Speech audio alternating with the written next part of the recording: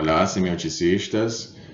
Nós, no vídeo anterior, de certa forma, ilustramos teoricamente os termos e os elementos do quadrado semiótico, né, proposto pela teoria da semiótica. E nós vimos que pode-se estabelecer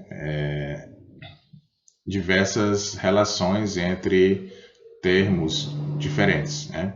Então nós temos um S1 e um contrário do S1, que seria o S2, né? Estariam em uma relação, eu estabeleceria uma relação de contrariedade.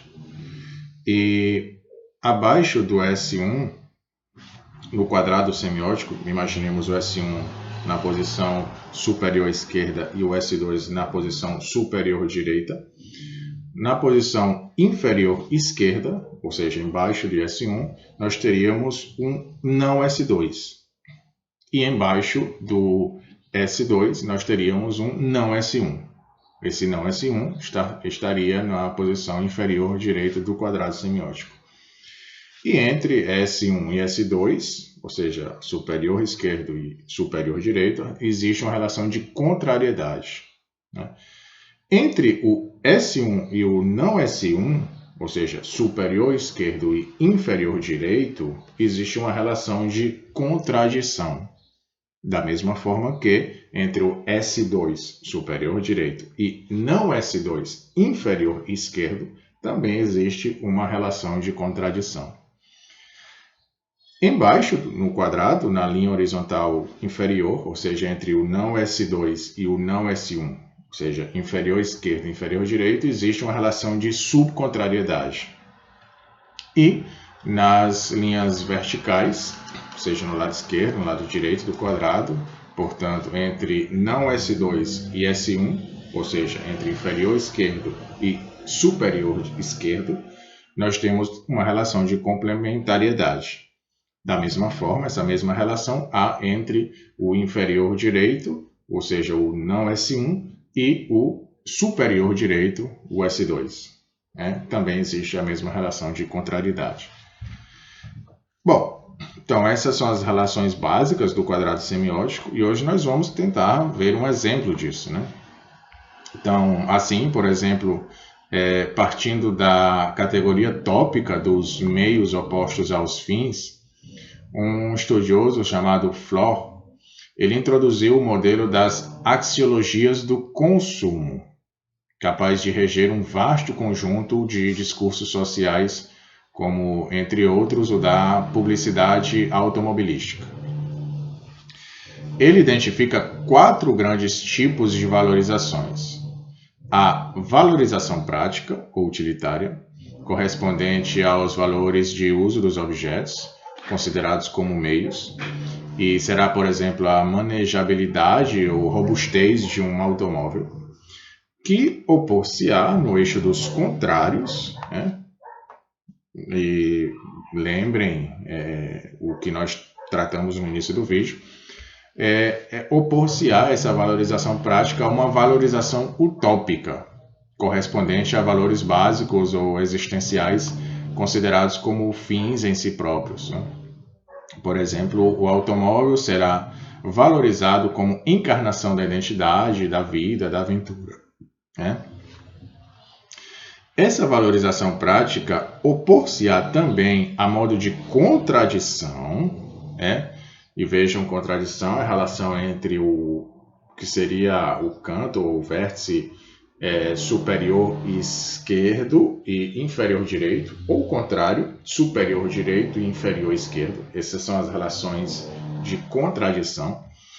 E essa valorização prática que estaria no vértice, no canto superior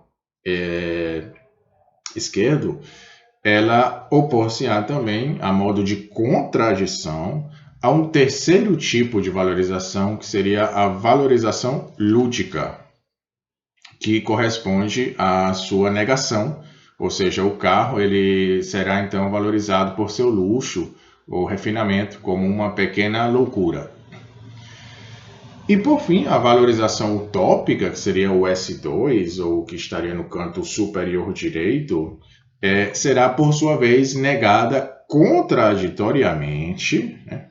Ou seja, na relação de contradição, por um último tipo axiológico, que seria a valorização crítica, né? Segundo Floch, que examinará, por exemplo, as relações qualidade-preço ou potência-consumo.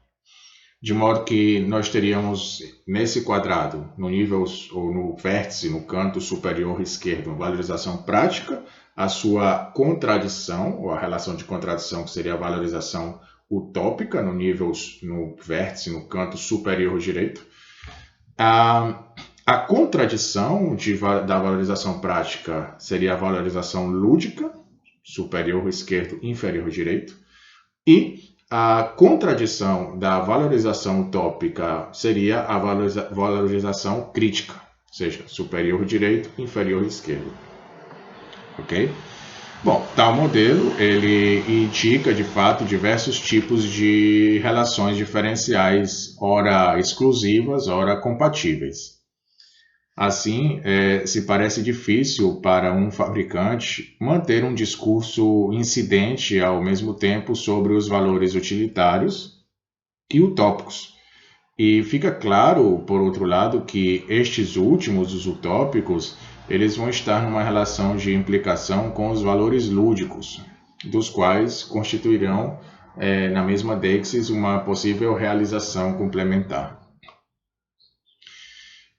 E o quadrado ele se apresenta, portanto, como uma estrutura constitutiva de um micro-universo de significação, que amarra, por uma rede de interdefinições, os valores semânticos e os termos que os designam. E, em consequência, estes não poderiam ser considerados de maneira isolada.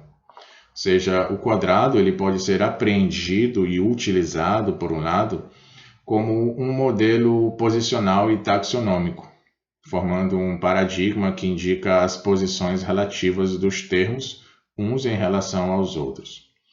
Mas pode também, por outro lado, ser considerado como um modelo dinâmico que apresenta sucessivamente, no plano sintagmático, a passagem de uma posição a outra.